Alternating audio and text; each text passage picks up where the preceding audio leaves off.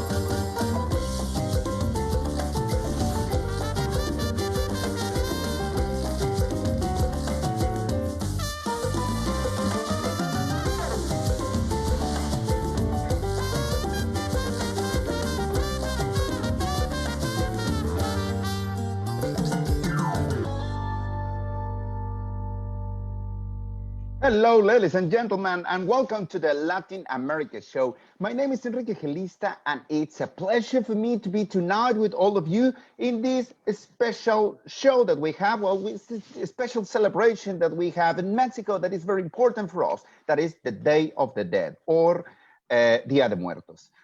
It's an important celebration that, well, we're going to talk about what is this. We have fantastic guests, not only about the Day of the Dead, we're going to talk a little bit more about also independent films and also a little bit of art. But while this show, we're going to have all about Mexico, Latin America, and of course, we're going to talk and to tell you exactly what is the Day of the Dead. So please don't miss the show. Please invite your friends. But well, anyway, I think so that, well, if we are celebrating the Day of the Dead, maybe I should wear an appropriate outfit for this celebration. So hold on a sec.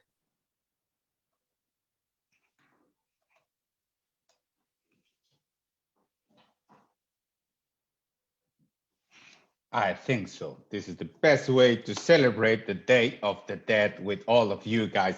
So welcome to the Latin America Show. Yes, I am Enrique Gelista. I'm the same one. Yes. And today I'm just wearing a costume regarding like a particular outfit that we have for the Catherine. So, well, it's like, welcome everyone. So, well, I would like to say thank you very much to all the people that they are supporting us and they are helping us. Welcome to all the Mexicans and people across Latin America that are watching us too. And I would like to say thank you very much to the Mexican Embassy for supporting us. Thank you for MexiBreed. Thank you for the round the world guys that, well, they were very, very friendly and they provided with some videos and some images in Mexico because, well, these guys, they are just amazing and they are traveling all around the world. So you can check their website and also they have a YouTube page. First of all, I would like to invite you to share this video with all your friends, with all the people that you know that maybe they are in love about Latin America and of course, well, that they want to know more about what is the Day of the Dead? What are we celebrating the Day of the Dead? So first, please give us a like in this page. Thank you very much for all the people that are like following us now, also in Instagram, YouTube, Twitter, and here on Facebook. If you are subscribed, please subscribe to the YouTube channel, and also you can watch all the different chapters that we have done before. So, well, I would like to introduce mis amigos, my friends, Roger Alarcon. Hello, how are you? Hello, everyone. Actually, I'm going to enjoy this show tonight. Anyway, it's cold outside, and we need to talk about the Day of the Dead, Día de Muertos. Exactly, my dear Roger. And also, well, you said that, well, we're going to talk about the Day of the Dead. We're going to talk about this Dia de Muertos that we celebrate in Mexico, but also we're going to talk about art and films and street art. So it's very interesting, the show that we have prepared for you. And we have amazing guests tonight, as every night that we have this show, because we are bringing you the best of Latin America. Also, I would like to say hello to my friend, mi amiga, Whitney Nuchereno. You are on mute, Whitney. Okay, no, ya lo sé. Gracias. Hola a todos, bienvenidos. Tonight we'll be talking Day of the Dead, and in Spanish class, en la Catrina, Catrín. And I will be doing a special segment with vocabulary related to El Día de los Muertos and just a quick overview of what we probably will hear in the beginning as a review. So stay tuned. Perfect, my dear Winnie. Also, well, I would like to say thank you very much to our friends. And also, as you know, we have fantastic prizes celebrating the Day of the Dead. Thank you very much for our sponsors. Thank you very much for Crystal Grand, that is in Nuevo Vallarta, and also Maraica Hotel that, well, they're in San Pancho. All of these hotels, they are in Riviera Nayarit. That is a paradise. That is in the Pacific coast of Mexico, and you can win some accommodation there if you participate with us. It's very simple, and I will let you know how. Well, first of all, you just have to make up as a Catherine or as a Katrina, and also in the event section here that we have in the Latin America show page on Facebook, you can go to the event. You will see Katrina and Catherine costume contest. So you can go there, put in discussion, and upload your pictures there. We have some amazing pictures already. I know that, well, if you are planning to celebrate Halloween here in the UK or all over the world, if you are going to celebrate it, don't worry, maybe you can wear a costume about La Catrina or the Catherine. So it's very simple to do it. So, well, please post your pictures there, and I will let you know how you can win these amazing prizes. And well, just that you know, there are 4 nights and 3 days in one of these hotels, and in the other one is 3 nights and 2 days in this fantastic paradise. People from all over the world that you are watching us now, people in Mexico, people in Latin America, people in the United States, and of course, people in the United Kingdom and Europe, you can participate. It's very simple. And don't worry, because, well, some of the outfits that I have seen there and the pictures, they are simply amazing. Don't feel like that, well, like maybe you are not going to win. I will let you know, because all of you will have the chance to win that. And also, I would like to say thank you very much to our friends from Muto, that, well, they are supporting us with all the different prizes, that they are home prizes that you can get also. This is only applicable for people that they live here in the UK. But don't worry, the main prizes, they are for all the people all over the world. And I would like to say thank you very much. And I just want to say hello to Claudia Liliana Morales, that she's saying, I'm here. Also, Alejandra Martinez is saying hello. Advijit, our friend Advijit, is hey, hola, Latin America team. So, well, yes, thank you very much. Feliz Día de Muertos. Also, he's telling us, Becky A.C. Davis is saying Feliz Día de Muertos. Yaya Aguilera, she's saying qué emoción. Gary Dancy, she's saying hi to everyone. Well, there are some conversations there. Lovely backdrop. Enrique Gelista is saying, Advijit, thank you very much. Claudia Liliana is, well, they are just chatting here with Liliana. Okay, thank you very much. Go to some way to take a coffee, girls. Another one, Alejandra, well, she's laughing about this. Monique Lawrence, she's saying Feliz Día de Muertos. Pamela Rollins is saying hello, guys. Feliz Día de Muertos. Claudia, Liliana, Feliz Día de los Muertos. Greetings to everyone connected from Sandra La Vinoteca. Also, we have, I said, Becky, our friend Yvonne Velasquez, that she's supporting us in other shows. And also, while she's like always contacting us and making network with different parts of Latin America and different people. Thank you very much. Jill Strode, he's saying, hola from California. Thank you very much, people from California. Liliana, she's saying, hola from London, Isle of Dogs. Claudia, hello from my beautiful Colombia. People from Colombia also, you can participate, so don't worry. Well, Pamela Rollins is saying, hello, Gilliv in California.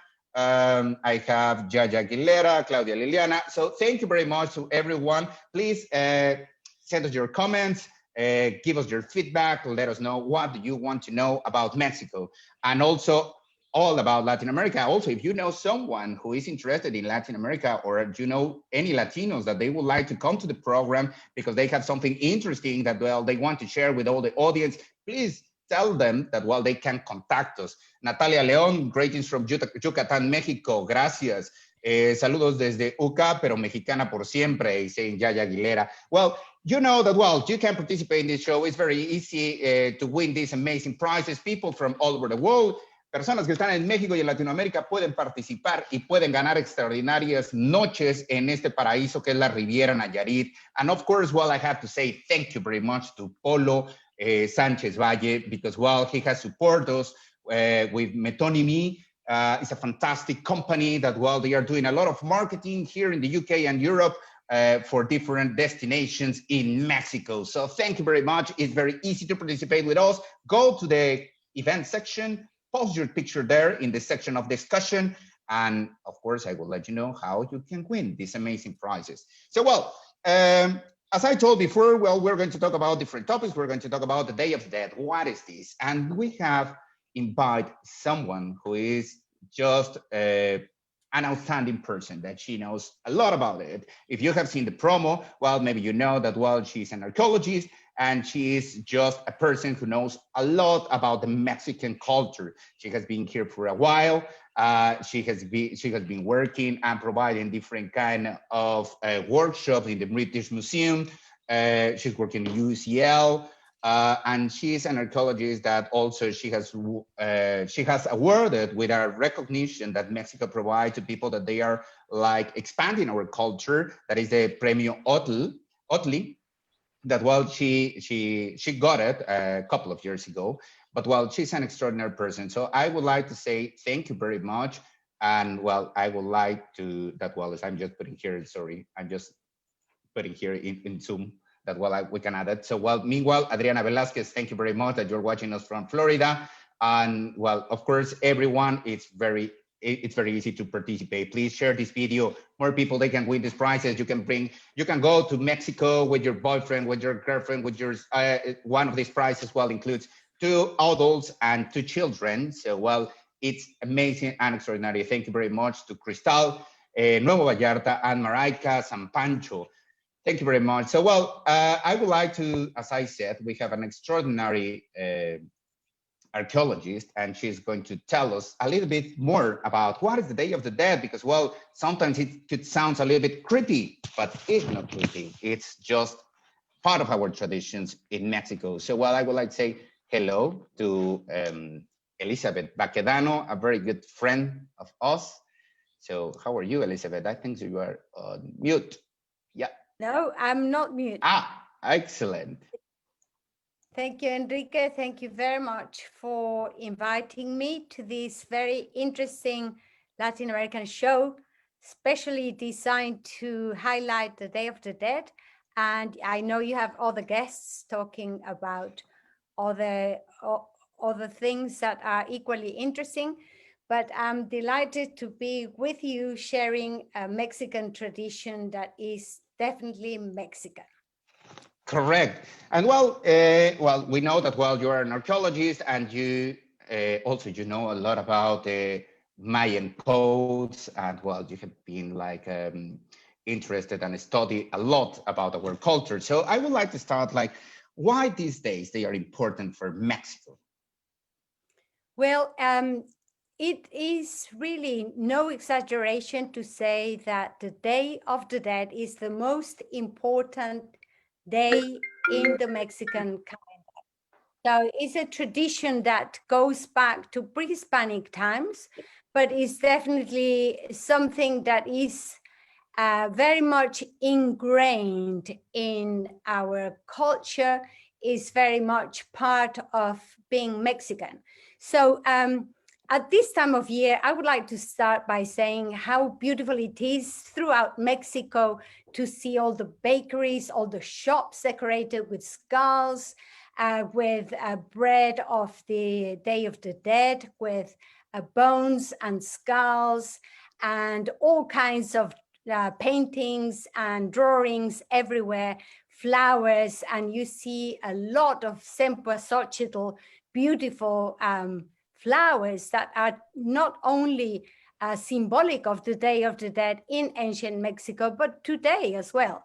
So the country is dressed with flowers, with smells, with beautiful incense in the cemeteries. You see a great profusion of colors, of smells, and also you see Mexican things being brought to for sale. So for example, you have mole and you have prawns. You also have all kinds of sugar skulls made with amaranth and joined in with honey. So you have all kinds of puddings made with pumpkin, which is also a Mexican dish par excellence. So this is a happy time, is really the opposite to a glooming period. This is the time when the deceased come back, when the deceased are alive, when the deceased join their families and come together. So you can see, for instance, I can recognize this is Mixquic people going to the cemetery. The celebrations start around the 31st of October, when the bell at the bell tower tolls 12 times. And this is to indicate that the children are going to be arriving on the 31st. So you see petals of marigold flowers indicating the path to their homes. They make their arrival, they go and visit their relatives. So this is very much what goes on in Mixquic.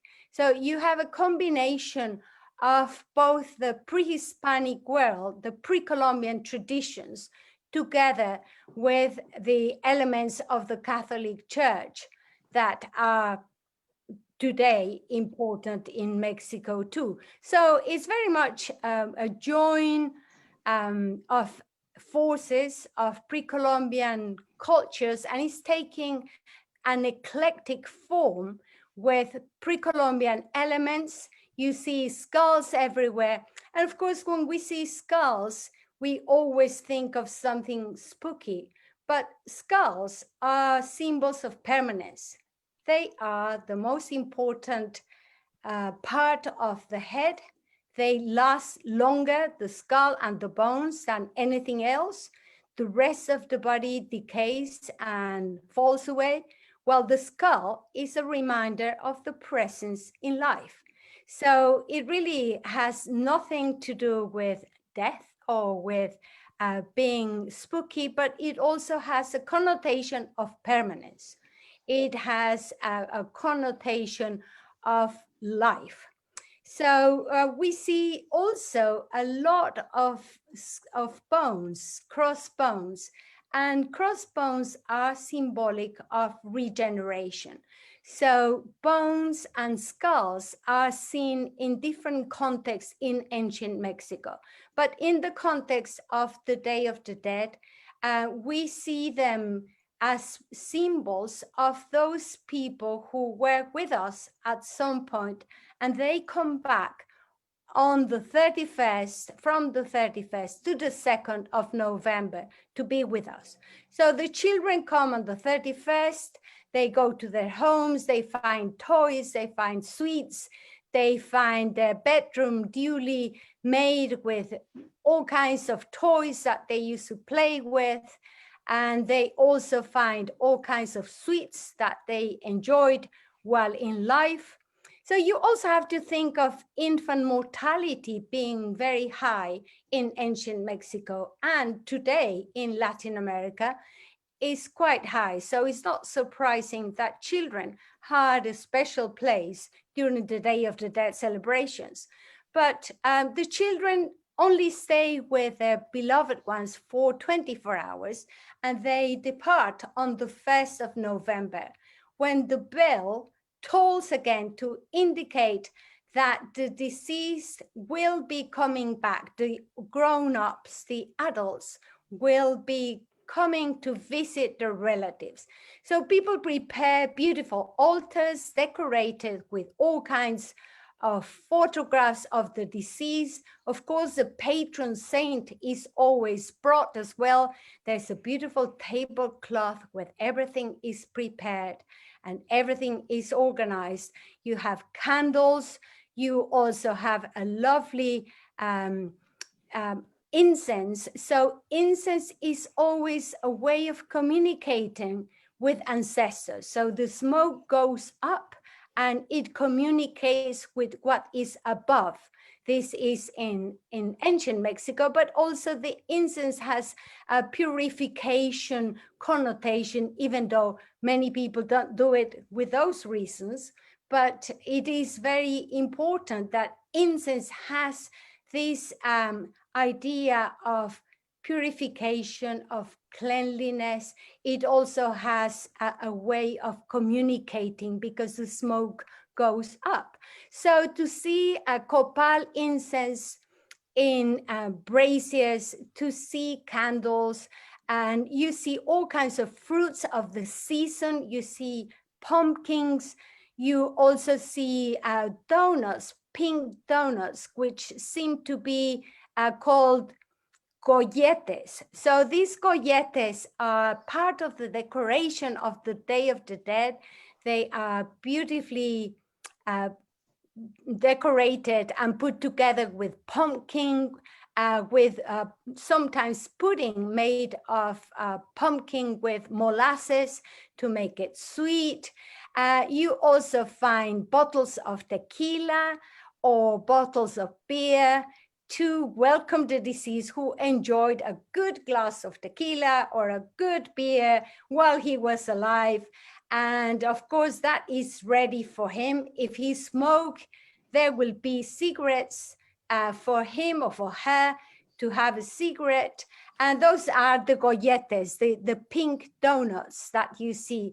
And you see the skulls made of amaranth. So amaranth was a very important, is a very important seed that is very rich in proteins.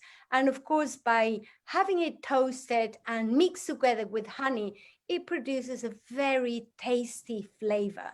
And of course, it produces a very beautiful oil, and it can be cooked. The leaves can be cooked. So these are pre-Columbian vegetables that are used for the Day of the Dead. So imagine the amaranth growing in purple colors in the field. So you see tall vegetables or bush-like trees that have that purple color, which is the amaranth. So Mixquic is on Lake Chalco. So you have to think of the importance of dugout canoes, people bringing their offerings into canoes. So the canoes are decorated as well. So it is not just the altars, the domestic altars at people's places, but also in the lake area. So all throughout the Chinampaneca region, the lake system in the south of Mexico is beautiful, where you have candles and you see flowers, and Liz, you also. Liz, one question regarding to that one, because, well, it's just because of the audience that they will know a little bit more about where is located Mixquic. So it's in the center, is Oh, very yes. near to Mexico City. It's Mixquic is a suburb of Mexico City. It's in the south of Mexico City.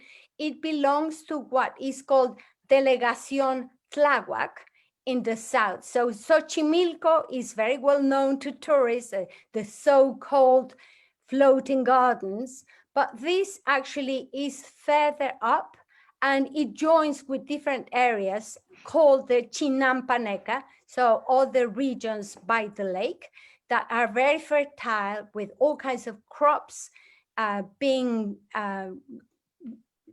produced, or where you actually see beautiful crops of maize. And at the moment in Mexico City, these areas are used for the cultivation of poinsettias.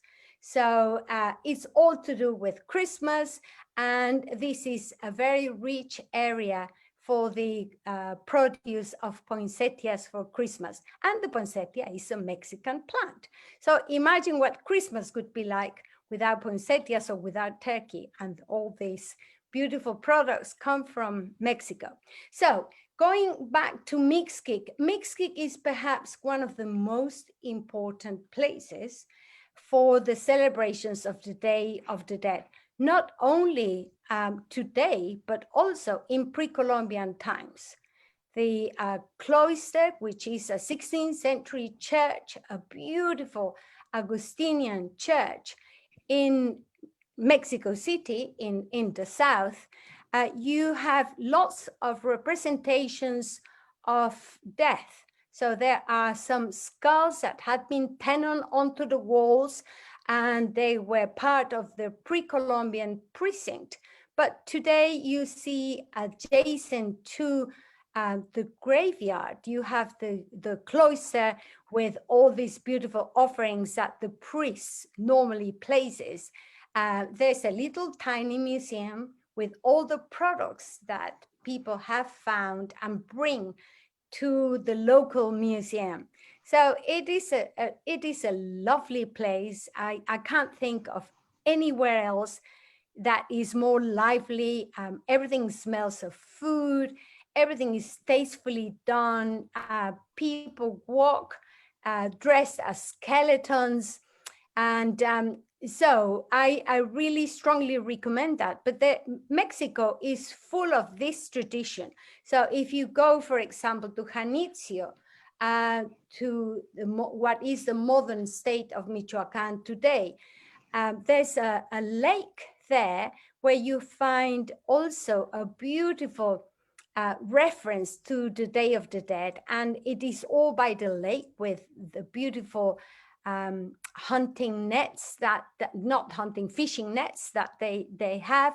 So there's a lot that we can say about that. But I've been talking, and I haven't given you a chance to ask me questions. Enrique, I don't know.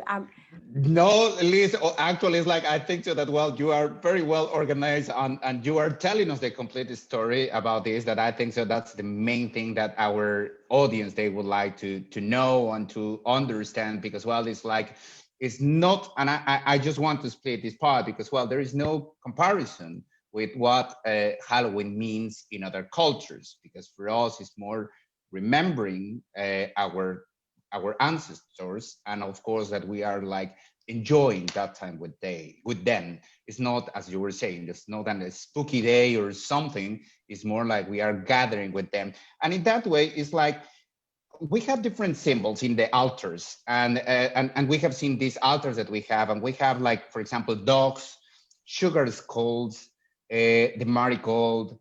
And what are the different things that they are offering, and what are like the main highlights that people, they normally put in an altar, a part of the incense that you told us before?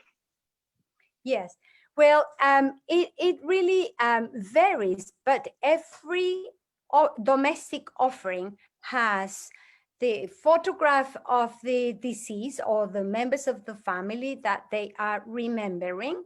There are also, sometimes you mention dogs, but dogs are really important. In ancient Mexico, when somebody died, the company of a dog was required to accompany the deceased to the journey to afterlife. So dogs are good swimmers, so they help the deceased to cross the aquatic regions, the rivers and so on, to make it to the final resting place. So according to the ancient Mexican belief, there were three main paradises or three main places where the deceased, the souls of the dead, went to. The Mictlán was the least attractive of all these three places. Mictlán was the cold region of the dead, where there was a big chimney without an opening. So it was a place where people were asphyxiated. They ate the leftovers of the earth. So this was not a very attractive place to go to. But there were two other places that were a lot more interesting. The second place would be the Tlalocan, or the paradise of the god of rain. So if we think of Mexico having two main seasons, the dry season and the rainy season, so the importance of aquatic products, the presence of water to cultivate the land, to make the crops grow, is really a good place. But if you think of a lake in Texcoco or in Xochimilco, in the lake region, many people died while they were fishing or they were going on about their daily activities. So to have a paradise that offered a good reward while working was a very pleasant destiny. So those who also suffer from gout or from water-related diseases like hydropsy went to this particular region, to this particular paradise. So this was a place of the plenty where everything was in abundance. People were happy, surrounded by butterflies, by birds. People were in a perpetual springtime, playing, having a good time. So the other place was the paradise of those who died in the battlefield, for warriors or for women who died giving birth. So there were, we could say that there were three main paradises, but what this tells us is that the state promoted people to work. The more they work, the better their afterlife. So if somebody went to the battlefield and died, if he was wounded and died in battle, he went to a very good paradise with the god of the sun.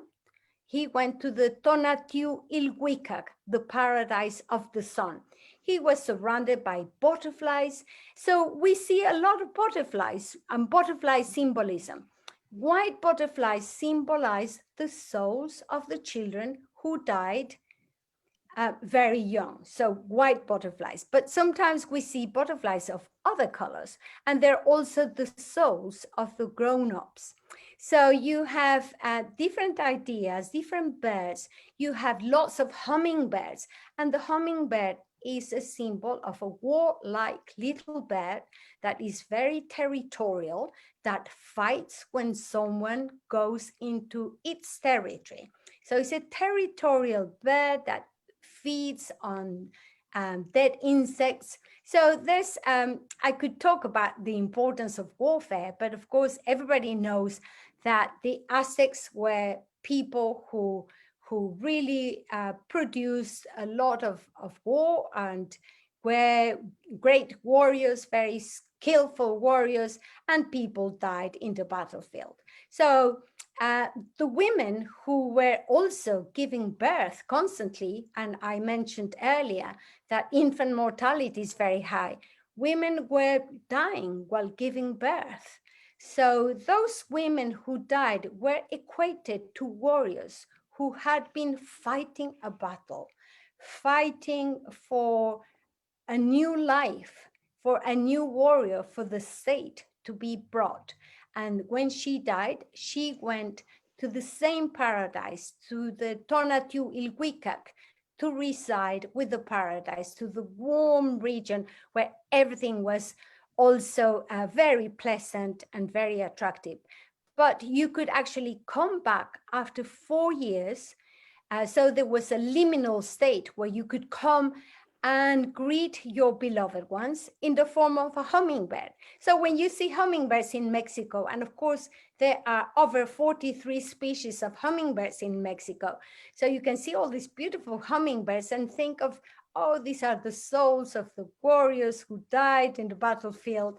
And they are just beautiful creatures to admire. But they also have that wonderful connotation of bellicosity and creatures that can do wonderful things. They can fly, they can hover, they can go backwards and forwards, they can fly for about 500 kilometers without stopping. So they eat insects and they have protein to fly. They suck the nectar of flowers and they get their energy with the nectar of flowers and so on. So we have we have a very vast subject, and I know you have other guests, but I don't want to overdo it. But one thing I want to say is that in the UK, where I live in London, there is now this tradition of the Day of the Dead, and we have seen a lot of altars in the UK, throughout the UK, and Dying Matters, which is a great organization in the UK, introduced the Day of the Dead as something that is healthy. It's good to talk about death. It's not anything to be frightened of.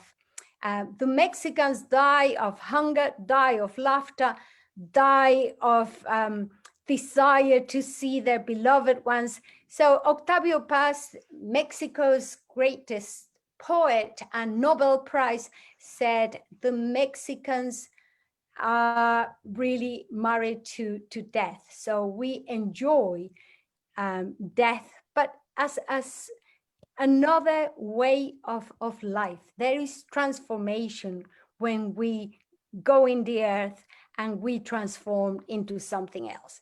So let's celebrate this wonderful tradition, and let's remember those who this year very sadly died with this terrible pandemic. It's probably a good moment to remember that many people died, but they will come back and they will be remembered, reunited with their loved ones. And if you are in Mexico, the Frida Kahlo Museum, the Dolores Olmedo Museum, and many museums in Mexico, the Museum of Anthropology, the Museum of Modern Art, are full of death and activities and joyful things to celebrate 2 days in the calendar, perhaps even more important than Christmas itself in general, especially what in the US people say the backcountry. So and one thing, Elizabeth, one question, because well, you were mentioning these museums and everything, and why Frida Kahlo and Diego Rivera? Because well, I think so they are very, very well known here, and also there are a lot of people they are fan of Frida Kahlo in particular. But why in this season these two museums they are like getting very important for this celebration? What is the reason? Well, Diego Rivera was a great admirer of ancient Mexico. Not only a great admirer, but he was very knowledgeable of Mexican culture. So he, in his mural paintings, he actually had the Day of the Dead as one of the important motifs that he painted. He knew about death. You can see codices painted at the National Palace. So he promoted Mexicanness. So here we have a great Katrina, you know, one of these Porfirian ladies being ridiculized by being dressed as a Katrina, so they are dead, but they're elegant Porfirian ladies with furs, with feathers, and there is Frida and Diego. So Frida is next to the Katrina and Diego as a young boy.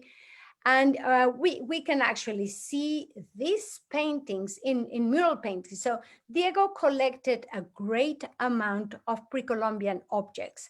There are over 60,000 archaeological objects in the Anahuacalli Museum. He spent all the money that he made in his paintings buying pre-Columbian sculptures, pre-Columbian figurines, particularly from West Mexico. And Frida was crazy about that too. So these museums, these two museums, celebrate big time the Day of the Dead. So they knew about Mexican traditions, they knew about ancient Mexico, and they wanted to celebrate it like we are doing now. Also, I think so that, well, if we are talking about like the Katrina and everything, also, I think it's a good time to mention also Jose Guadalupe Posada, no?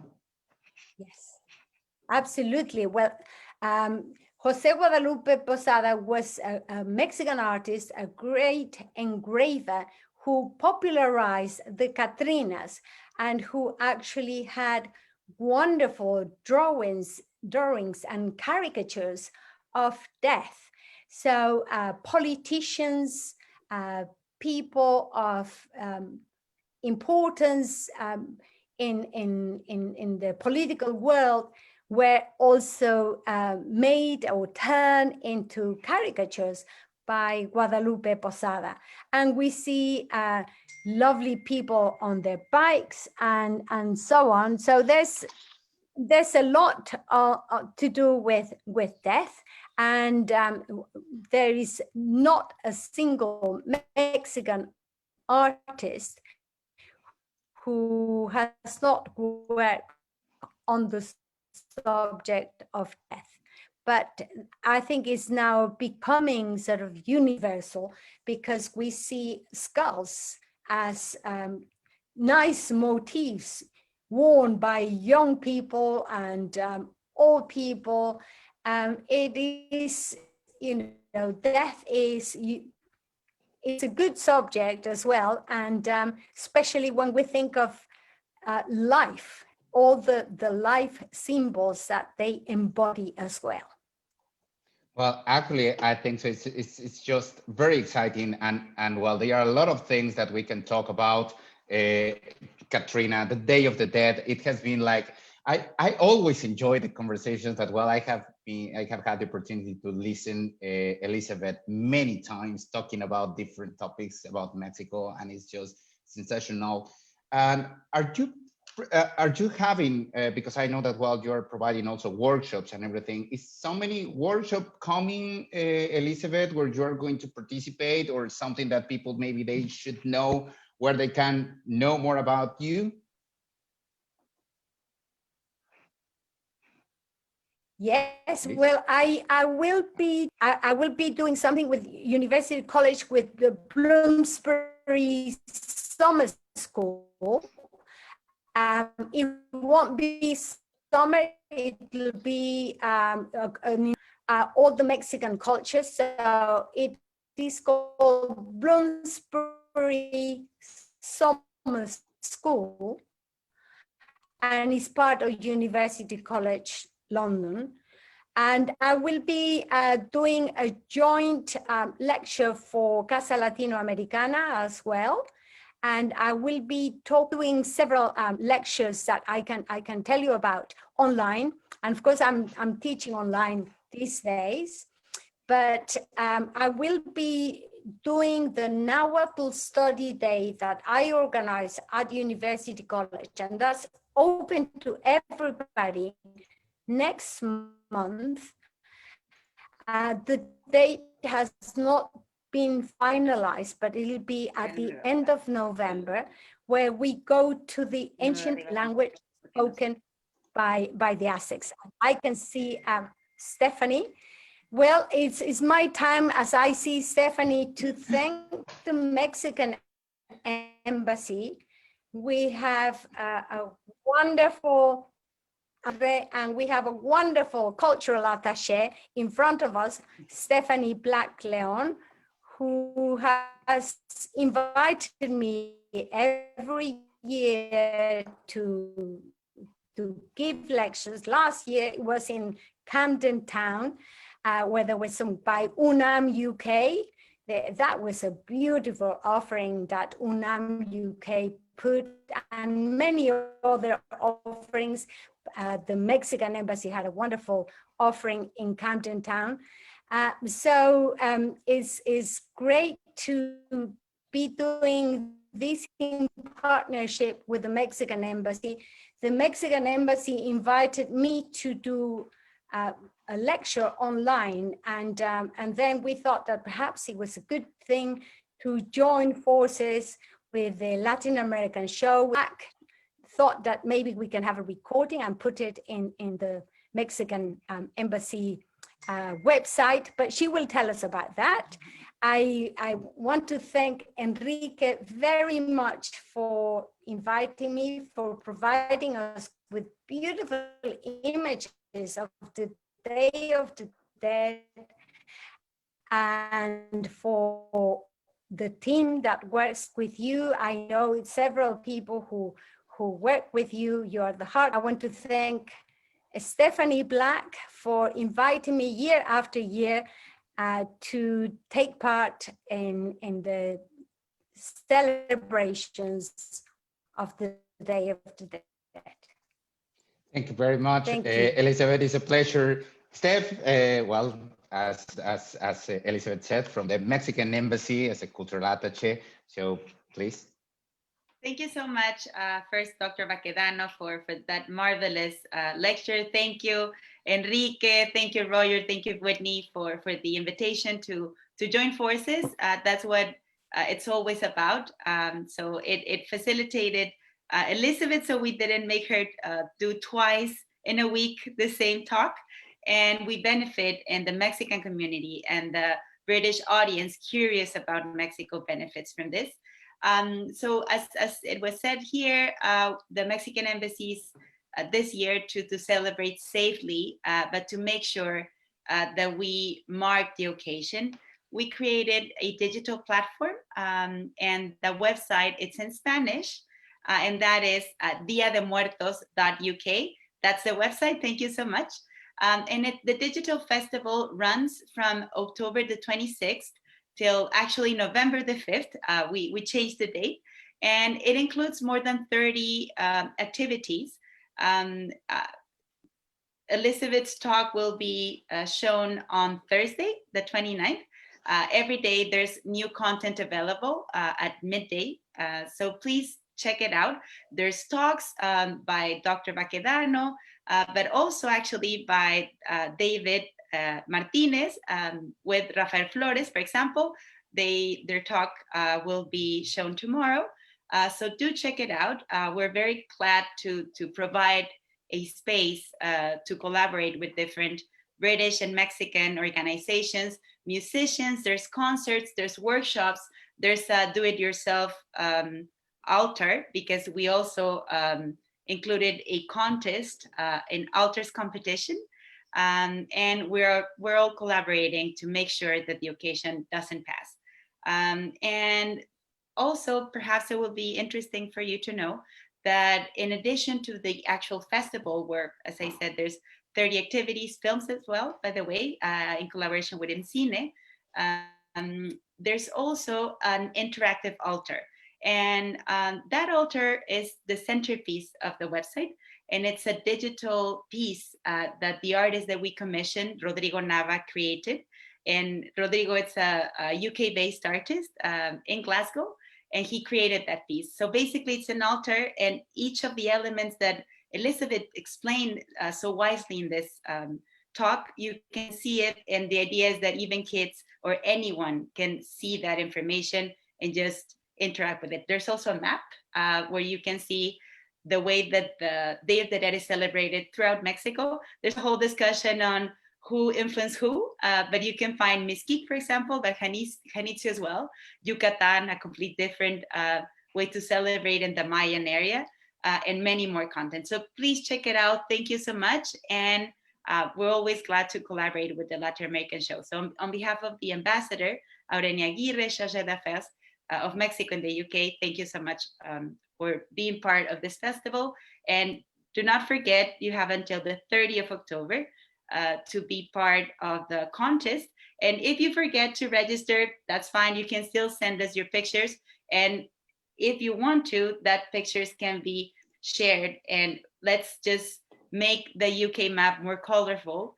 And you'll see in the website a change in the map in the home, in the beginning of the website, that would change from the 5th of November to announce the winners of the competition and also all of the altars that were created in the UK. So thank you so much.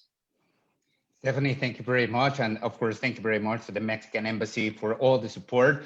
Thank you, Elizabeth. Of course, well, we invite you that you stay here because, well, of course, as Stephanie, she was saying, well, we have a lot of things for all of you and also including our next guest because, well, I know that a lot of people, they know about films and all of us, we love movies. But our next guest is a special one because we're going to talk about these kind of independent movies in Latin America. So I think so you are going to introduce him. Roger, over to you. Yeah, of course. David Martinez is one of the producers of this amazing festival. But this festival starts tomorrow. Is one of the most important I think, in the world. It's been recognized for every single great actor around the world. But let's see the trailer they made before we talk to him.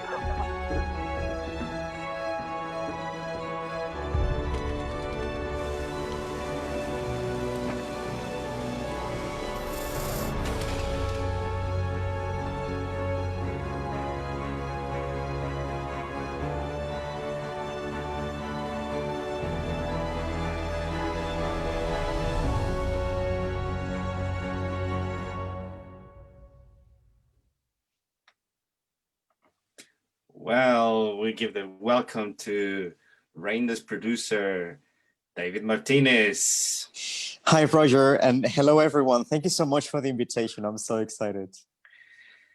Well, for us, it's an honor to have you here in this very special occasion. We're celebrating the Day of the Dead, you as a Mexican, but also as well, we're going to talk about film. Tell us about a little bit about yourself, how you reached that place where you are now. Yeah, sure. Well, I am Mexican by born and by heart, purely Mexican. I've been working in this festival for 8 years now. And since the beginning, I joined the festival. I've dedicated myself to promote Mexican and Latin American cultures through cinema at this space. So, um, especially like so, if we can maybe we can say that I'm the insider, the spy, the seeder of Latin American films in the festival, just to make sure that we as a huge and such an important market, we are represented. So I can tell that since I was invited to join the team, that Latin America at the Raindance Film Festival, it is represented. Well, that's an amazing. How you obviously in this time you are in the festival, how you seen the Latin Americans playing an important part now on the films? Well, of course, Latin America is such an important market. No, everywhere in the world has been impacted by COVID, and is something that we are battling every day. As in, it's the film industry is it's a whole ecosystem that has been damaged because of this.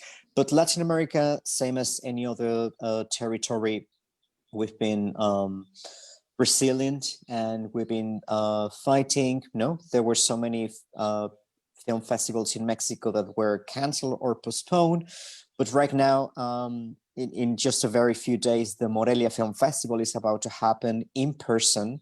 So we have one of our films in the selection is actually premiering in Mexico at the end of the week. So it's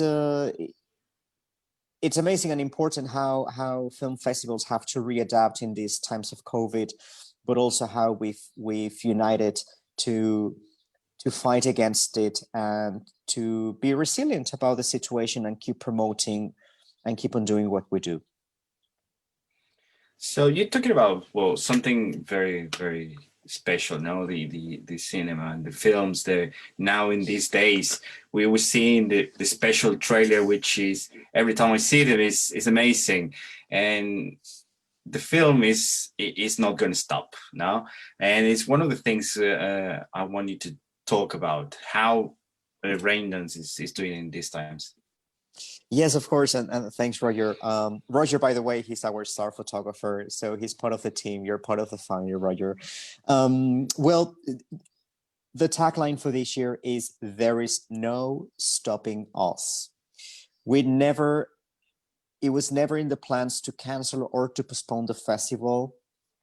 Somewhere like within ourselves, we knew that there was a way to host this festival, because it's also about the legacy. You cannot just stop a festival that has been around for nearly 30 years. So the big question from the beginning was, how are we going to make this happen? How are we going to host the show in the quality that our followers, our filmmakers, our fans, they expect?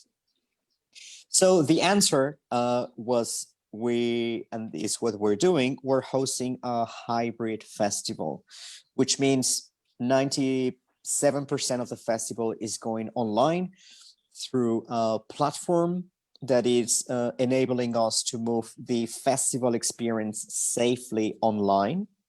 And we're so excited because we're just a couple of hours away to release the festival online. Essentially, the very first second of the 28th of October, so past midnight, you're able to enjoy a collection of, we have 50 films, independent films from around the world, including an important Latin American representation. We have shorts, we have Q&As. We're now looking at the website. Thank you, Roger. If you go to raindance.org, you're able to navigate through a program. But if you go to see the full program, you are taken to our new Raindance Player. The Raindance Player is essentially a Netflix. The best way to experience a festival is if you get a pass. It's only £20 for everything. We know that these times of COVID, we've been impacted. We've been impacted, everyone, like punters, film lovers, filmmakers. So for the first time, we're doing a very, very, very accessible festival. So we suggest people to get a pass. But if you're only interested on watching specific films, like the Latin American films that we have, you can just go on and select the film, and there will be two options. You can donate £5 just to help the cause and help Raindance, because we've also been impacted highly. But also, Roger, there is an option to watch the films for free, because we want to be democratic. We want audiences to stop their Netflix, to come to cinema.raindance.org and to enjoy these amazing UK premieres that we are hosting this year. Also, I think so, and sorry, Rayo, I think so that's something that is relevant as well. I have had the opportunity that well to go to some of the movies that well they are presented in Raindance. It's important to say that some of these movies you will never see again. They are movies that they are only presented in these kind of festivals. So they are not movies, not commercial movies that you will find on Netflix, as David was saying. It's more like it's the only chance that you have to watch them. So believe me that they are like very interesting topics. And what kind of topics do we have this year? Because I know that sometimes you have very interesting movies, and you can provide us just like a brief about what are these movies that maybe we can watch from Latin America and these kind of topics. Yeah. Absolutely. Thanks, Enrique. So in the festival, just to carry on with the spirit of this year's feeling, we have 9 different strands. You can have, we highlight topics like diversity, like representation, like female talent, like environmental films, like queer films, documentaries on social matters, but also, of course, there is not just gloom and cloudy. Cheers, by the way. We also have quirky films. We have comedy. We have music documentaries. Yeah, we're looking at the strands that we have. We have queer, environment. We have an amazing collection of films. And tomorrow we're opening the festival with a UK premiere of Stardust, which is the new David Bowie biopic, which is also going to be available online. Well, this is one of the things I want to share with all of the English spoken people. Is this time Raindance have one of the best platforms to share the movies, because it's like Netflix. I mean, who knows? Everyone's got Netflix now at home, so now you can select it, and visually it's easier. Yeah. Thanks, Roger. Like, we managed to find a solution, and the solution was to partner with this company, which for the filmmakers will have a safe experience, because there is no way to copy. That it has lots of anti-piracy restrictions. So the filmmakers, they will have their films safely online. It's not just like a YouTube playlist. And the audiences, they're able to navigate. You have these carousels, and it looks exactly like Netflix. So we all have Netflix, Disney Plus, Amazon Prime, Now TV, all of these platforms. And of course, you can enjoy those films at your leisure and at any time. But as Enrique pointed, these films are to watch during the festival. We have amazing films that, as a festival, we try to secure them distribution, but not all of the time. So please do go to cinema.raindance.org to be able to enjoy these films. Some of the films are available throughout the festival. some of the films are available on specific times. But I can tell you that most, if not all, of the Latin American films in the selection are available throughout, from the 28th of October to the 7th of November. And also, David, now in these times, I want just to tell us, Raindance is being go on top of these. Everyone is, sometimes they have lockdowns here in Britain, but also you're reaching as well other type of audience, people who cannot move from the houses. Can you tell us a bit about that? Yeah, absolutely. I mean, as a cultural event, we realized that this year have it's given us lots of lessons. Because as a cultural event, we rely on people to come to us, to come to Central London to watch all of these films. Now, we were not massively preoccupied on bringing the films to them. It's you may have childcare issues, you may have mobility issues, you may have even like personality issues, like big conglomerations of a festival is not for everyone, and we were not catering to those audiences. So now it doesn't matter if you don't have a nanny, it doesn't matter if you cannot travel to Central London, or if you're not London based.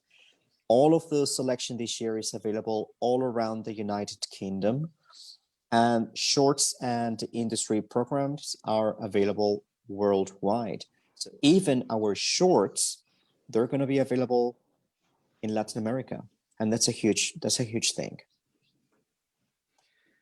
Well, David, producer of Raindance, one of the most important festivals and one of the most friendly, to be honest, because obviously all here in Britain, we know BFI, we know BIFA, we know there's several different now we are struggling. And now the cinemas, some of the chain, it's just closed for a few months. But this is a good opportunity to watch these very amazing films, which, like Enrique said, is the best opportunity, because some of them, they can make it to the big screen, some of them they can't. So it's a good opportunity to support the film, the industry, the film. It needs to, like you say in your slogan, nothing's going to stop us.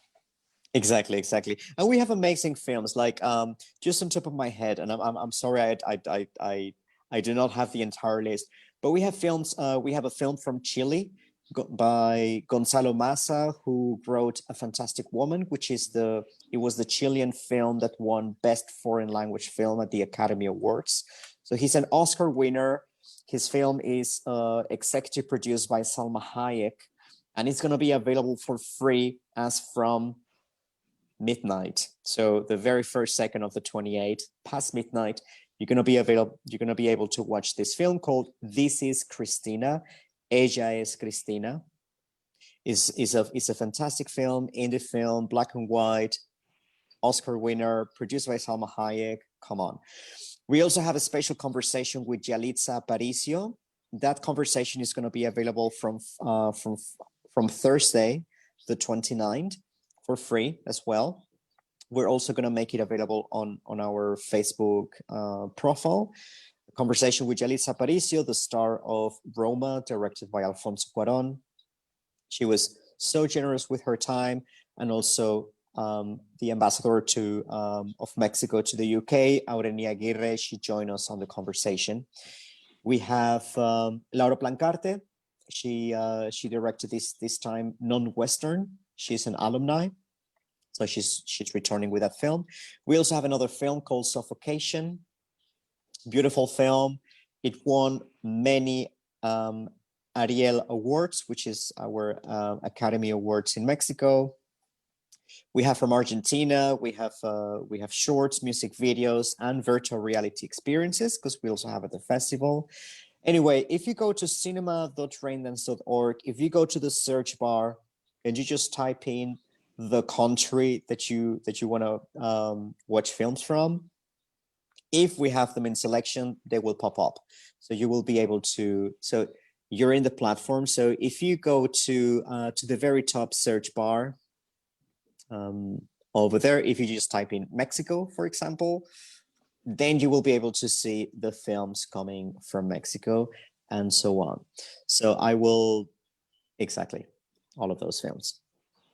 So we have Suffocation, we have Non-Western, we have Yalitza Aparicio. So go on to the website and you're going to be able to watch all of these films for free. Donations are welcome, but you can watch them for free. So treat yourself, guys, support Latin American culture, and see you at Raindance. Well, David, it's been a pleasure to talk to you, but please don't go, because at the end we have the Whitney classes, so you're gonna have some fun. Okay, excellent. I'll keep around. Thank you very much, David. So, well, I just want to remind to everyone that, well, don't forget to participate in the contest that we have, Katrina and Katrine contest, that, well, is from today. Yeah, you can upload your pictures. There are some people that they already uploaded some pictures in the event section. You can go to the discuss part and you can post them there. So we have all this week. So till next Tuesday, we're going to tell you how you can win. So, well, please invite your friends to watch the show, because maybe during the show you will be one of the winners and you will know exactly how you can win these amazing prizes to enjoy Riviera Nayarit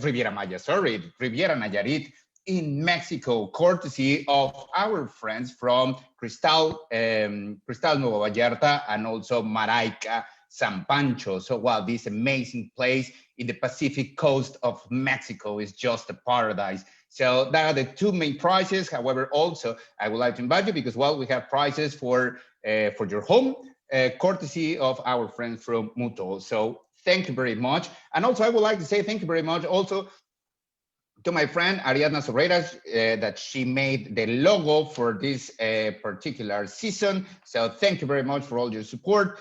And of course, please don't miss to watch these fantastic movies on Raindance Film Festival. Yes, that's very easy to do it. So, well, as Roger was showing us. So thank you very much. And now, as we said, I know that we are like, don't worry about the time. You know that, well, always we have very good conversations, and sometimes, well, we are just like not running. We're going to enjoy the next conversation also, because, well, we have a fantastic street artist, and he is Argeo Mondragon. And please, hello, Argeo, how are you? You are in Mexico, I think so. Yeah, I'm staying now in Cuernavaca, and yeah, I'm very good. And thank you for the invitation. Well, it's a pleasure, because, well, one of the things that we are doing in this show is showing the best of Latin America, the best of Mexico in this time. And also, I think so, street art is very important in Latin America, and we have had the opportunity to have some street artists from other countries. So, well, I would like to start asking you about, for example, I know that, well, since you were a child, you were like drawing and start like engaging with the art, but, well, it's like, what made you to decide to apply your artist talent directly to the street art? Yes, since I can remember, I have had interest in drawing. My dad will give me pens to use on the tablecloths of the house. We were poor and lived in the peripheries and of the city, but that didn't stop me from having some reproduction of classic paintings, which I will look for hours. I guess these were the ones that made me appreciate art. It is good to grow up with that kind of language. It has saved me from many things, and I'm grateful for it. However, when I got at college, I had a classmate that back then was famous in the street. I didn't know who he was, but I like him. He grew my interest for street art, but I was when I first painted my wall that I discovered that the closeness to people was what I liked the most. I think that the biggest issue is the word is social disconnection, and art in the streets helped me reconnect with people. Argeo, thank you again for being here. And one of the themes that I've noticed in your work, two of them are phenomenology and space. Can you please elaborate on what that means and how it ties into your art?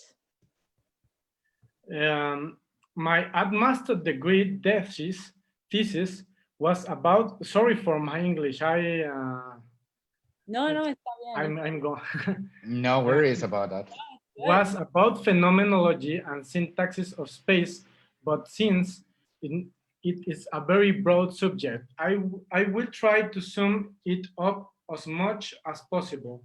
Phenomenology of space is an architectural term that studies natural and artificial phenomena, always aesthetical, that happen in space.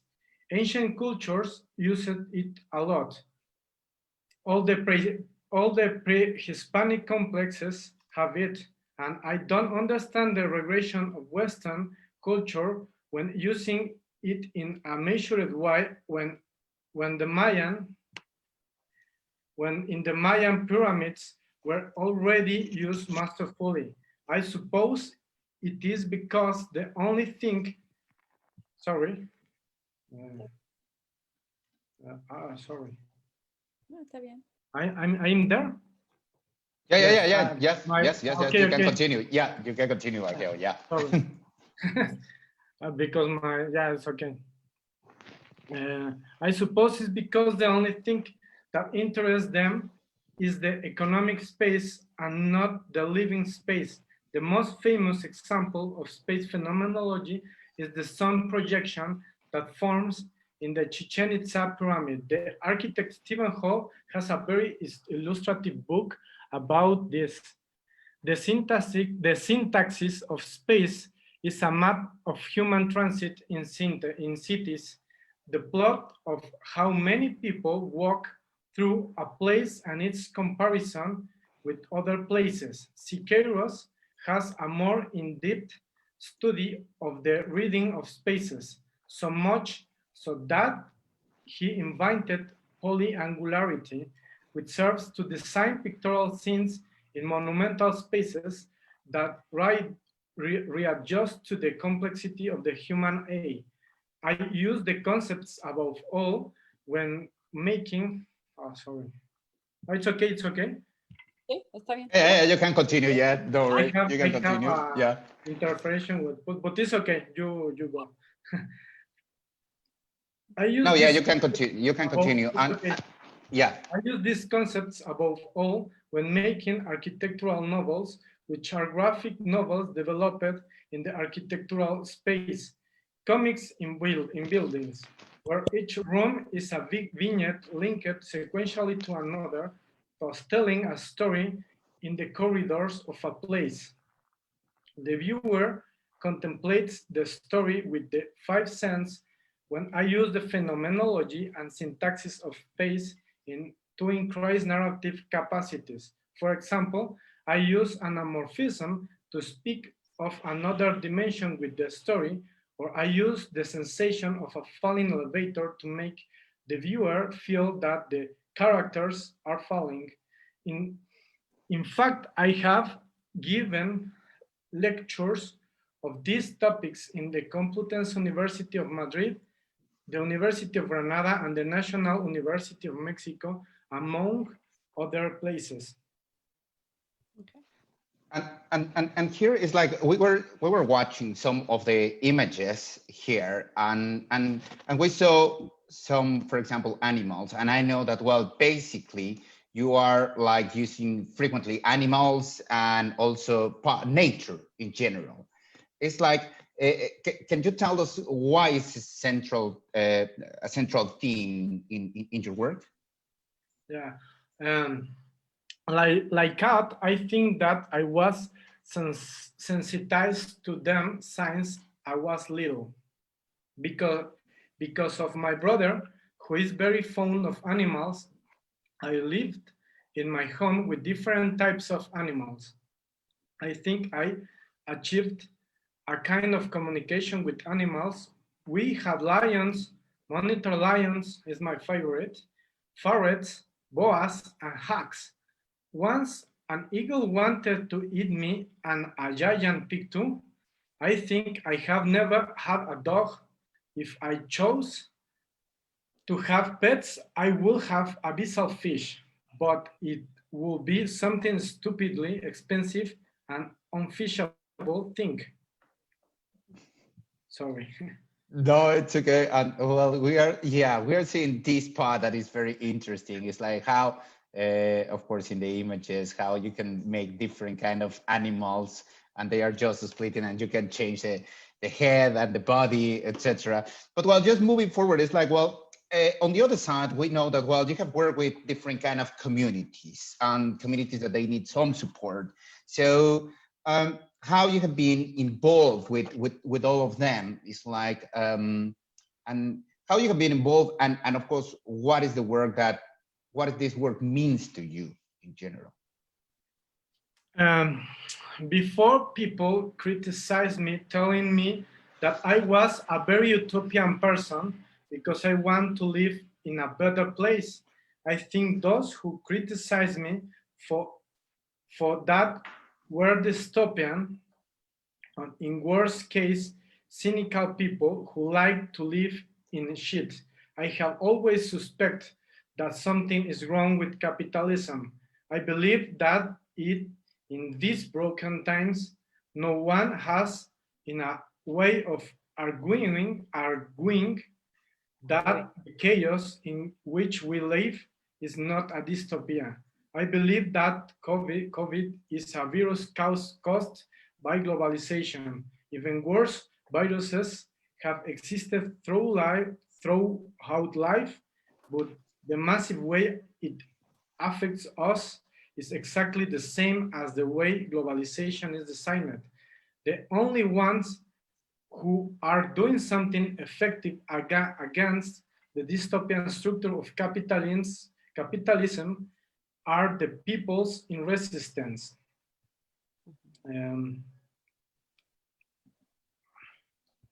Yeah, so while they, of course, while they are like just against this part, and well, it's something that you have been engaged, and also it's like, well, seeing part of your work, and also I would like to invite the audience to see more about your work and everything, because I think so it's phenomenal. It's really good and very, very nice. But it's like, I know, and well, it's like, I just want to know if you have been working with other artists, and also if they have impacted on your work, and maybe I'm just splitting this one. It's like if you have worked with these other artists, and if they have impacted your work. And the third question, but it's together, is like if you have some artist that you would like to work with. Definitely, working with Trevor Gavilan has been a unique experience. Have made the soundtrack for my architectural novel Azul Marino. When I went to his studio and he showed me what he was doing, I understood that he had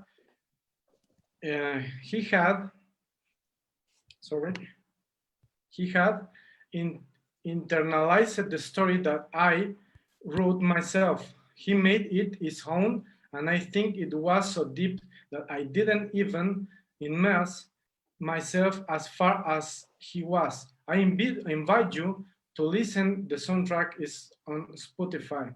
Another person with whom I worked as if I were myself was with Joanna Flores. We were the same hat with two insufferable temperaments, but in the end, we could fall into a mutual empathy that come together like half orange. Unfortunately, we did little. She motivated me to do better things. I think she's the best painter in Mexico. I would like to continue collaborating more with her. On the other hand, the experience I had with Alonso Delgadillo was very revealing. I found that such different hands could find their exact cognition and dynamics. He taught me many things about how to be a better person, even for myself. Finally, I would like to name a rather harsh aspect because a great artist and friend of mine died a few weeks ago in a tragic accident caused by the labor inconvenience in our work. I am always willing to work with them and another amazing artist that I have also collaborated with. I would also like to find new artists to work with. I consider myself a fan of art. I really admire what so many people do. That sounds really good. And also, well, I just want to add for the audience in general that they will know that, well, part of your work, it has been, well, it is in Mexico, of course, well, in Brazil, in the US, and also here in Europe. So talking about these different destinations that you have been, is like, which one is the one that maybe, it could be the destination or the project or both of them that maybe is special for you? 2 years ago, I won the National Scholarship for Art that the government of my country offers, where I transfer the classic book of the Songs of Marlborough to an architectural novel painted in many cities in America and Europe. This was so because the book itself does not have a linear narrative. It is the madness of a veteran of his own nightmares with the power of an owl who rides on horseback and uses ships, written by the only court's Latin American poet who, according to Breton, is the father of surrealism. So I imitated the narrative form of the book and transferred it to a route of action in several murals, because in the same paragraph, you place yourself in the Rio de la Plata and end up in a sea of France. From the project, I made a wall in Shoreditch Street and Abbey Road in London and another in Blackpool. I really got to visit many parts of the world, and I really miss doing it. And in that way that, well, of course, well, it's something that, well, or unfortunately, because of COVID and all this situation that we are living, is like, well, once the COVID ends, or well, yes, hopefully soon, it's like, where would you like to exhibit your work, and why do you would like to choose different places maybe? Definitely, I would very much like to exhibit my latest work in London and other cities in England. I believe that all this history of the world is concentrated there, and for the same reasons, great artists have come out, such as one of my favorite painters, William Turner. When I saw his collection at the Tate, I fulfilled one of the greatest wishes in life, as well as the Hokusai exhibition at the British Museum. I really enjoy being on your island and walking up to the 4:30 a.m. sun, hearing the seagulls in the distance. Argeo, thank you so much. I think it would be wonderful to have more and more of your work displayed, particularly in London. I know I personally would love to see it. And finally, what projects are you currently working on remotely from Mexico? I won the same scholarship again this year, but now I did a totally intimate project. It is a reflection of migration and our transfer as humans to a better world. At last is what we believe is better. Although it is not always the case, I made again with fire. I paint a lot with it because I deal with uses such as resilience, and fire is the metaphor of the phoenix. I also use the passport passport as a support. And I print my own immigration stamps as a protest against the borders, because I think they only work to divide and isolate us in a river of xenophobic policies. Yes, absolutely. I'm trying to find some of these pictures, but I will definitely share some of the ones with the passport in the background, so, or as a comment, so people can get a glimpse of this amazing work that you're doing with them. But I think that's it. I think we're out of time. Thank you so much for joining us, Argeo. Thank you, Argeo, and please don't leave. You don't have to go now. So while it's like now, thank you very much. Thank you very much for all the people that they are giving us your comments. Of course, thank you very much. And I just want to remind you to participate, to share with your friends, and that well, ask your friends to participate with us in this fantastic contest that we're going to have. You know, the amazing prizes in Riviera Nayarit, Mexico. So you will get free the accommodation there. So don't miss it. So well, it's like, you know that well, in the Latin America show, we always have surprises and everything for you. So extraordinary prizes. Thank you very much to all our friends from the round the world guys that well, they have supported us with some of the images that well we were seeing in the Day of the Dead. Well, when we were talking about the Day of the Dead. But actually, also thank you very much for the Mexican Embassy, all the people that they are supporting us. Before we finish, well, we haven't finished yet because, well, I know that we are a little bit extended now, but the problem is that the topics, they are so exciting and so interesting, so we cannot cut them. So now let's go with our Spanish teacher. Let's see what is she going to say. And yeah, thank you for showing us the images right here. Yeah. Oh yeah. Show them just really quickly, just one quick image just to show the passports. Sorry it took me so long to find it, but this is just a sample of what Argeo is working on, the pictures and the passports. So stay tuned for more of his phenomenal work.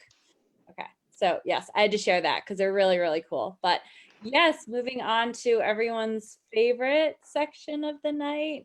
Come on. Yes. No, there's not a favorite section. I love this. Come on. Totally. No, I'm kidding. I'm kidding. This is not the favorite. It's the favorite. Okay. Hello, everyone. Welcome to Making Spanish Simple. Tonight, we are obviously going to continue our Day of the Dead theme. So, or as we say, El Día de los Muertos. So let's begin. So El Día de los Muertos es el 12 de noviembre, which for this date is on a Monday for us, November 2nd. We talked a little bit about El Día de los Santos, which commemorates the saints on the days leading up to it, particularly El Primero de Noviembre, which also honors the children who died. And as losing a child is considered to be one of the most difficult deaths to process, it is not included on this special day of Dia de los Muertos because, contrary to popular belief, as we've learned in tonight's episode, the Day of the Dead is not meant to be a period of mourning, but it's dedicated to celebrating the deceased and remembering them and honoring them. The celebration of the Day of the Dead means recognizing death as a natural part of the circle of life. And by doing so, many believe that the spirits can remain a part of the living community so long as they are remembered. So a little bit of vocab tonight. El Día de los Muertos es una celebración tradicional. We like cognates, a traditional celebration. Y la gente típicamente le gusta celebrar esta celebración. Celebrar es el verbo, to celebrate.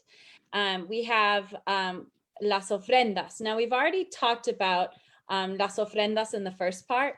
So I'm going to add a little bit more. La ofrenda typically must include 4 elements such as wind, water, earth, and fire.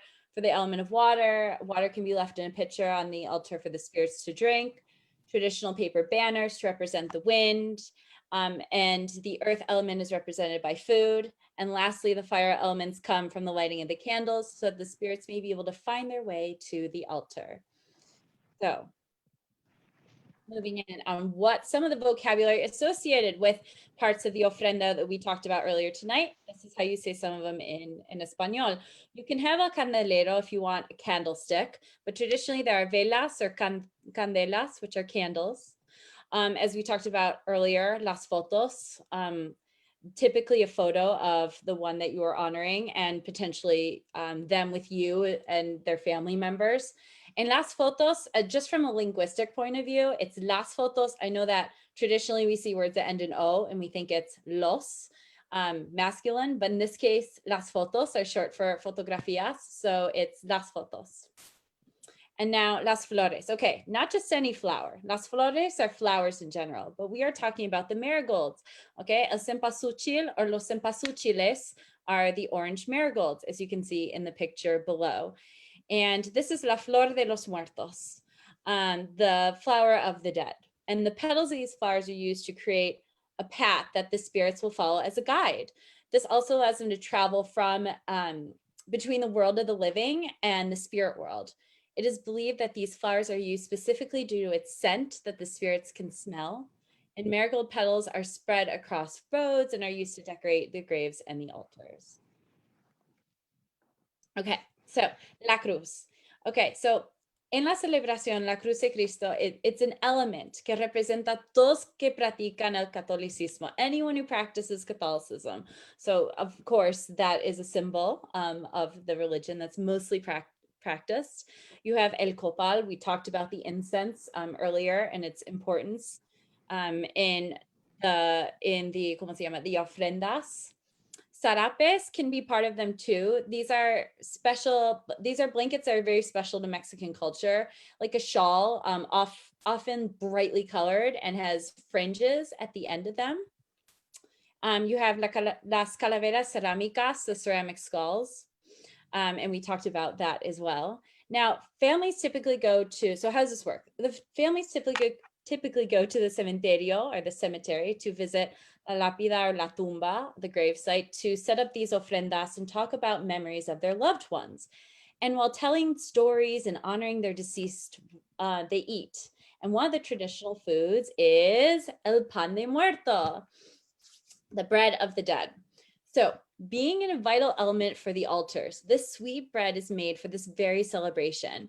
The origin dates back to pre-Hispanic times, and there are several versions with no clear answer on what the exact background of this treat is. Kind of like the all the myths surrounding mole. Now, it's a traditional round shape that represents the body, el cuerpo. And then the bone, los huesos figures that decorate across the sides represent the extremities, and the round piece in the middle on top represents, of course, la calavera, the skull. There are different shapes and presentations of the bread. Some bread makers cover them in sesame seeds, but it's mostly a sugar bread, so colored sugar or regular sugar, as you can see in that picture. Now, pan de muerto is a butter-based bread with orange blossom and anise scents. It is a soft, flaky, brioche-like interior. The crust is thin and golden, and many people love the bones and skulls pieces because they get a little crispy on the outside. So just a little information about pan de muerto. Okay, moving on. All right. So aside from pan de muerto, it's typical to eat other food and consume drinks that the deceased enjoyed, such as tequila or mezcal, tamales, and sometimes mole. And mole, it stems from Nahuatl word mole, which means sauce or concoction. And mole comes from a family of sauces throughout the Oaxaca and Puebla regions of Mexico, and is characterized by a complex layered flavor derived from the intricate blends of dried chile, spices, fruits, and seasonings. And again, the origin of mole is another fun fact. It's a mystery, but we will save that for another time. And then another integral part of the ofrenda, which also can be consumed, are the calaveras de azúcar. So in that picture up here, sorry, which are candied skulls, because calavera and azúcar is sugar, that are traditionally eaten on this day. The skulls are also a symbol of joy and happy memories of the deceased when you think of them. And for those families, just a side note, who cannot travel to their deceased graves due to distance, particularly anyone who's obviously immigrated, they set up ofrendas at home instead. And whether the ofrenda is set up at the gravesite or in a family's home, whether it's something super extravagant or small and simple, it is a symbol of commemorating the deceased. Okay. Of course, after visiting the gravesite, the celebrations continue. This is pre-COVID, PC. For example, since 2016, the City of Mexico has held an annual Day of the Dead parade, El Desfile, in celebration of the holiday. The parade it features a wide array of skull imagery and vibrant colors. Musical numbers and performances are often featured during the parade as well. And many individuals who come to watch the parade all dress up and paint their faces in the spirit of the holidays. So here are a couple more words. Un desfile, as we talked about. We have los dulces, and which are the sweets are consumed during the day. And then el papel picado is the paper cutouts. And in that picture, you can see them in a Mexican restaurant, because generally that's also where you might see this beautiful Mexican paper craft. So el papel picado is paper cutouts. And the literal translation actually means pierced paper because it describes how it's made. So artisans typically stack colored tissue paper in dozens of layers and then perforate the layers with hammers and chisel points. And papel picado isn't used exclusively during Day of the Dead. Obviously, it plays an important role in the holiday, but you can see it in restaurants year round. And typically for Day of the Dead, it can be used to be draped around altars and in the streets. And the art represents the wind and the fragility of life itself. And then a few more words. El chocolate, we've talked a little bit about this. It's what I like to call a cognate. It's what it looks like in English. It could be chocolate. It could be chocolate caliente, like hot chocolate for a day like this. Another hot drink can be el atole, which is a hot drink made of corn, water, and sometimes it can have flavorings like el chocolate and more. We have el pulque, which is a sweet fermented beverage made from agave sap. We have the word el esqueleto, which is skeleton. Una máscara. Una máscara is like one that covers your full face. And then you have like pintura para la cara, like face paint, which is what we all have on tonight. And during all celebrations, whether it's a parade or a party, the most iconic figure is considered to be a Catrín, la Catrina. And La Catrina, this figure is represented to be the symbol of the afterlife, and it's considered to be the grande dame of festivities. Now, since the Day of the Dead is an extremely social holiday that spills into the streets and public squares, practically a COVID nightmare, right? At all hours of the day and night, dressing up as the skeletons or Catrina is fun. And people of all ages have their faces artfully painted to represent skulls and mimicking the Calavera Catrina as they don suits and fancy dresses. And many might wear shells or have other noisemakers to amp up the excitement and possibly to rouse the dead and keep them close during all of the fun. Now, countless communities in Mexico celebrate the Day of the Dead, and some have styles and customs that differ from region to region. Here are a couple places, aside from Mexico City, that stand out for their colorful, moving celebrations. And one of them in that top picture there, this is a Day of the Dead celebration that takes place in Pátzcuaro, which is 225 miles west of Mexico City. And indigenous people from the countryside converge on the shores of the lake, where they pile into canoes and a single candle burning in each bow. And they paddle over to a tiny island for an all-night vigil in an indigenous cemetery. So it's just one exciting celebration. Another one in Aguascalientes, which you can see in the other photos, located around 140 miles north of Guadalajara. This is the birthplace of the engraver Jose Guadalupe Posada, which we mentioned earlier. And it stretches its Day of the Dead celebrations to nearly a week with its Festival de Calaveras, the Festival of Skulls.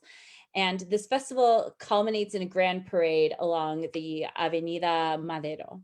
So in short, El Día de los Muertos, although it commemorates the dead, it makes Mexico come to life in celebrating their loved ones together. For more information, you can go on my website for more Spanish and culture, and I'll be posting videos about this with both Spanish subtitles and English. And that is it for my segment for tonight.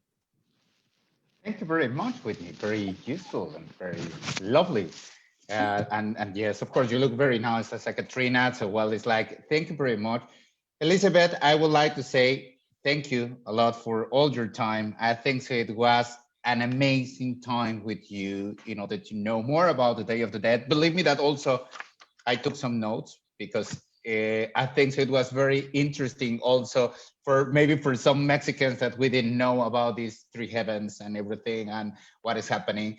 And actually, I was thinking that, well, like just for some of the audience that they are watching us, I think so that it could be good to recommend if you haven't watched the movie Coco. I think so it's an interesting one. Of course, it's close to all the beliefs that we have. Of course, it's a movie, it has fiction, etc. But I think so is the story about the dog that you were telling us. It's talking about the marigold. It's talking about how they are coming one day and they have to go back, etc. So, of course, I'm not going to spoil the movie for people that they are watching us now, but I would highly recommend because, well, I think so it's part of the celebration that we have in Mexico. That is not a spooky thing, of course. It's not like we are like just doing creepy things. No, actually, we celebrate our ancestors and all the relatives that we have lost during the time. And it's the time that we are sharing and have the opportunity to, well, just to have them here for a bit.